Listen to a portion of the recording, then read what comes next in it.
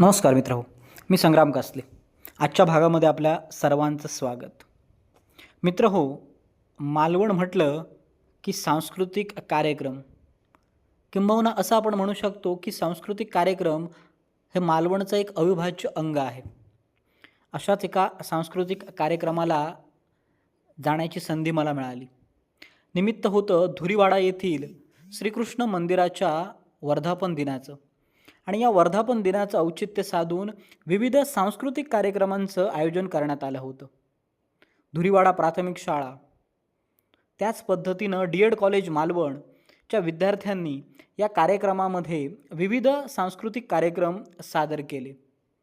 सुंदर, दर्जेदार आणि अतिशय देखण्या पद्धतीच्या कार्यक्रमांचं सादरीकरण करण्यात आलं होतं. हे कार्यक्रम पाहण्यासाठी मालवणवासीय मोठ्या संख्येने उपस्थित होते. ही सांस्कृतिक कार्यक्रम म्हणजे मालवणची एक वेगळी ओळख आहे आणि ती मालवणवासियांनी अजूनही जोपासलेली आहे.